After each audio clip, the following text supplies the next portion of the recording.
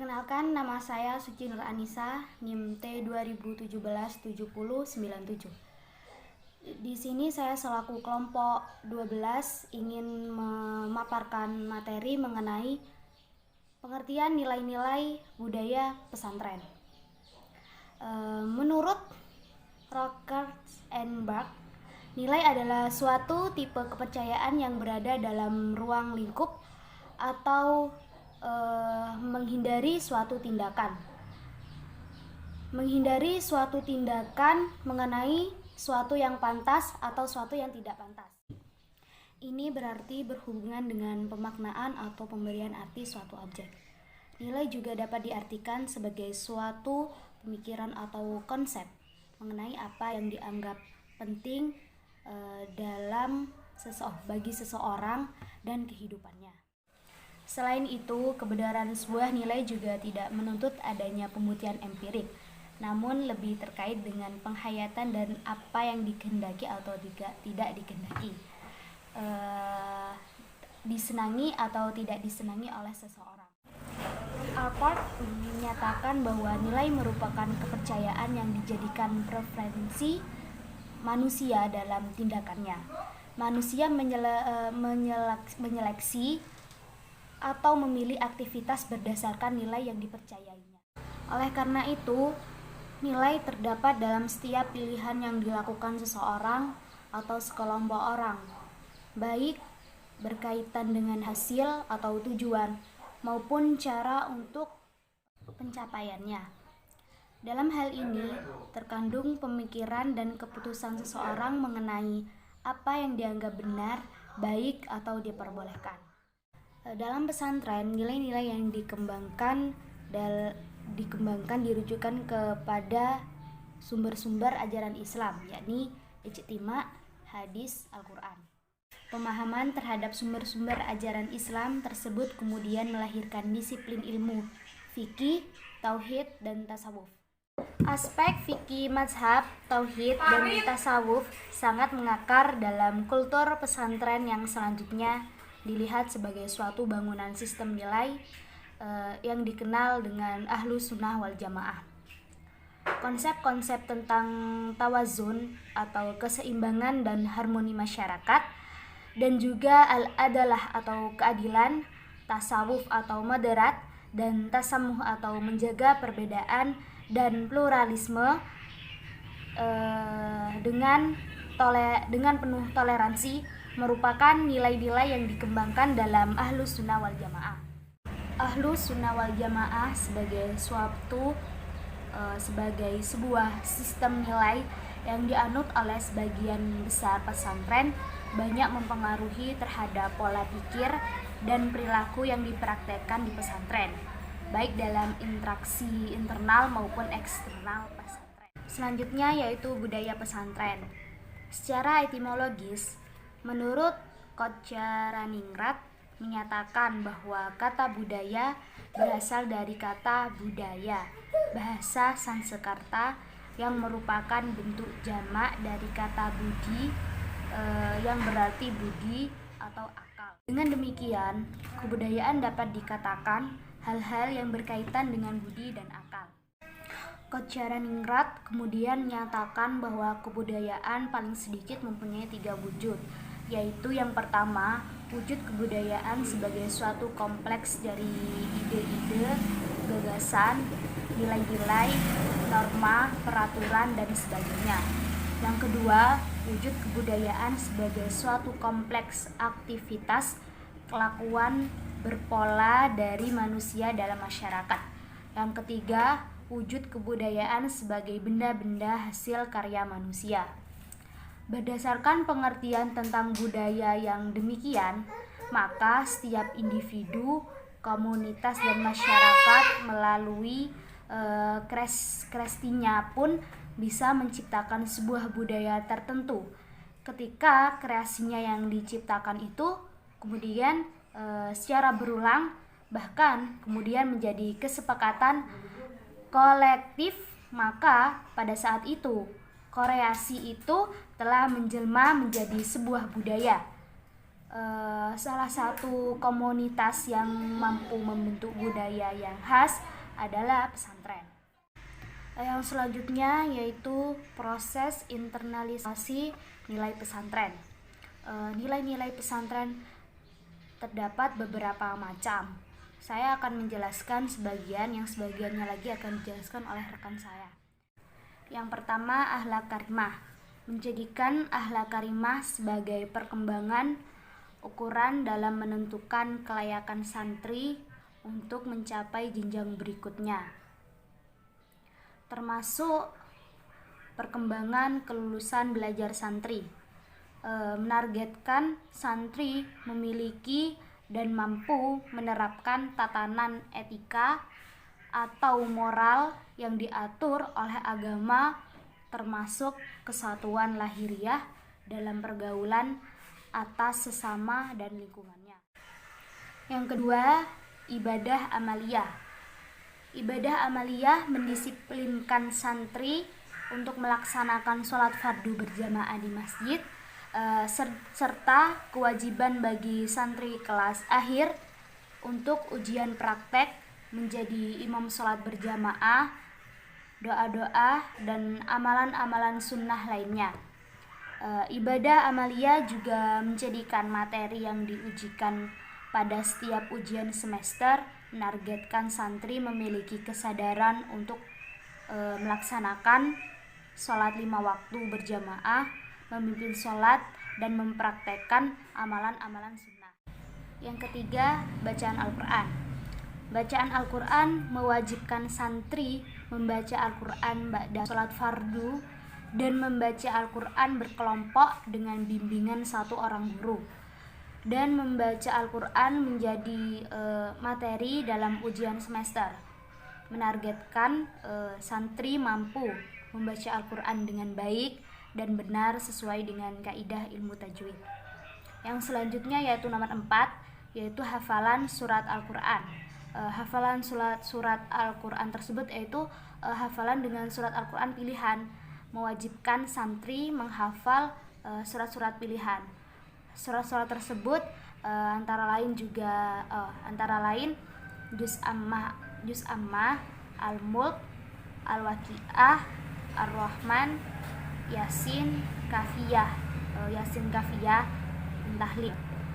Menargetkan selain menghafal tetapi juga mampu menerapkannya dalam praktek ibadah sehari-hari, baik di pesantren maupun di masyarakat. Baiklah, selanjutnya akan dijelaskan oleh rekan kami. Terima kasih. Oke, baik. Assalamualaikum warahmatullahi wabarakatuh.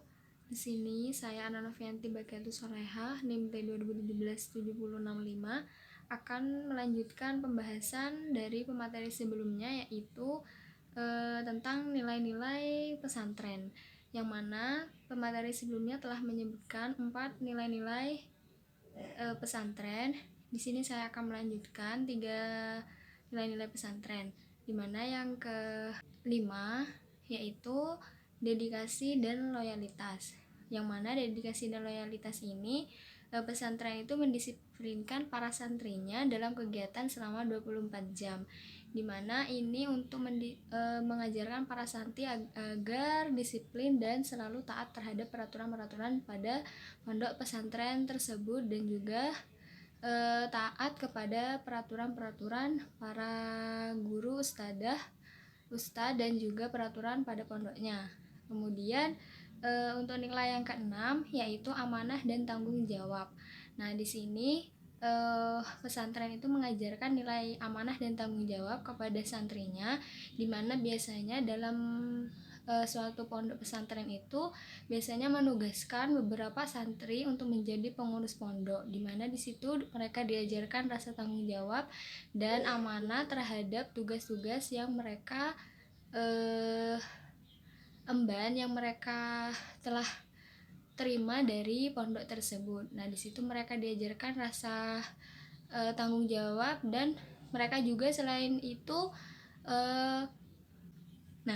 jadi di sana mereka itu juga para pengurus-pengurus pondok yang telah ditunjuk dari pesantren itu biasanya juga memiliki tugas untuk mengembangkan bakat-bakat dan minat para santri-santri. Jadi mereka memang diajarkan untuk tanggung jawab oleh pondok agar bisa kedepannya setelah lulus dari pondok pesantren mereka itu bisa memiliki sifat yang amanah dan tanggung jawab.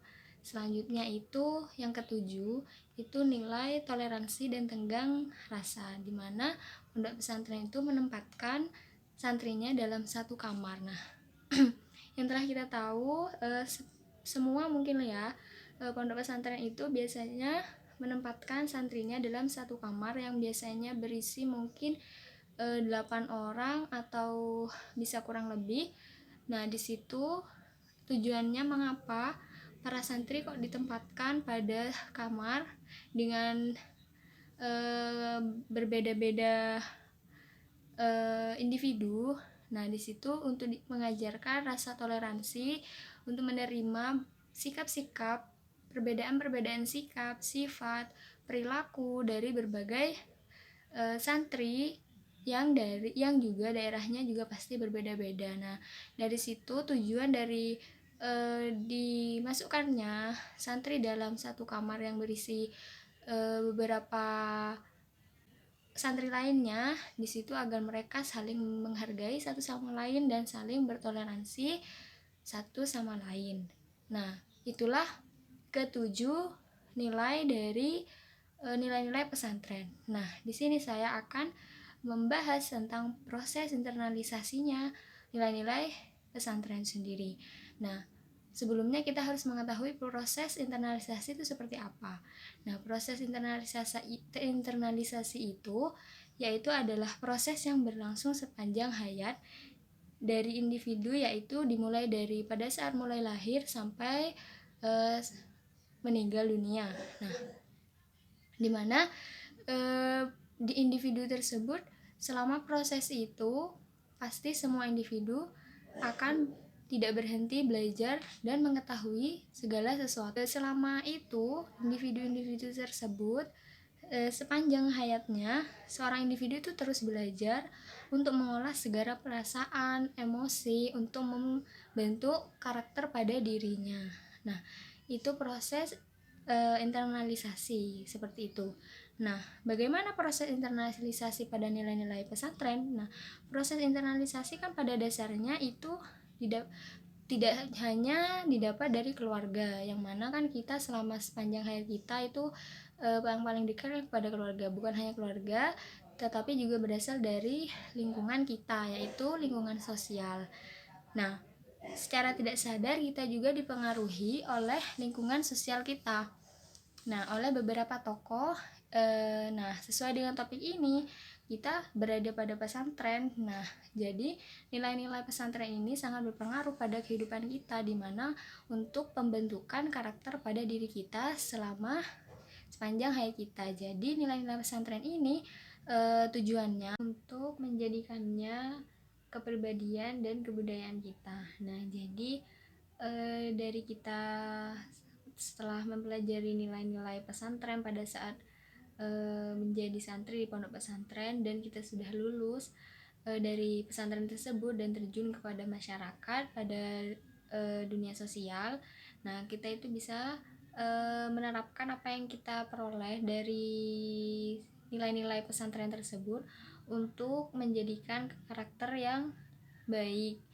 Nah, karakter yang soleh, soleha, dan juga dijadikan sebagai kebudayaan pada diri kita sendiri. Karena dulunya kita sudah dibiasakan pada pondok. Nah, jadi kita terapkannya pada nanti di kehidupan sosial kita. Baik, selanjutnya saya akan membahas tentang urgensi nilai-nilai pesantren pada era milenial saat ini. Sebelumnya kan kita sudah mempelajari nilai-nilai pesantren itu seperti apa. Nah, saat ini kita akan mempelajari urgensi dari nilai-nilai pesantren itu sendiri pada era milenial saat ini. Nah, dimana yang kita telah ketahui pada era milenial itu terdapat era informasi yang tanpa batas dan juga era globalisasi yang mana akan menimbulkan pastinya akan menimbulkan dampak positif dan juga dampak negatif terhadap kita. dimana hal itu kan membuka budaya asing, budaya luar itu masuk kepada Indonesia. Nah, yang mana itu masih belum tentu sesuai atau tidak terhadap budaya Indonesia, terutama budaya pesantren. Sebagai santri di era milenial ini harus bisa menyikapi dengan baik, yaitu dengan mengambil sisi positif tentunya dan meninggalkan sisi negatifnya. Dan tentunya dengan nilai-nilai pesantren yang telah dipelajari pada pondok pesantren, seperti halnya kita menjaga akhlak dan menjaga perilaku kita, seperti dalam kehidupan kita kan kita telah mempelajari nilai-nilai pesantren pada saat di pondok pesantren. Nah, kita harus menanamkannya sebagai kepribadian pada diri kita sendiri agar kita bisa menyikapi era milenial ini dengan baik. Kita juga mengetahui pada era milenial ini media sosial sangat marak digunakan. Nah, jadi kita harus bisa menggunakan media sosial tersebut dengan baik dan benar.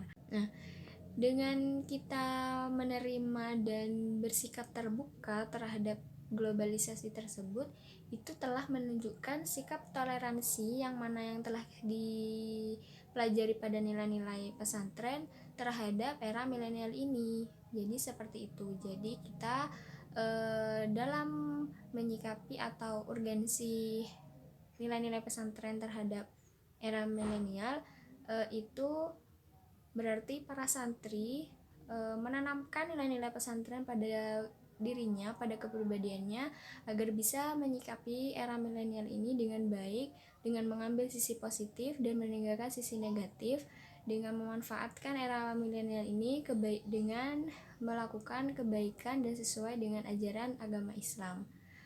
Mungkin itu saja pemaparan dari kami kelompok 12 tentang nilai-nilai pesantren dalam budaya.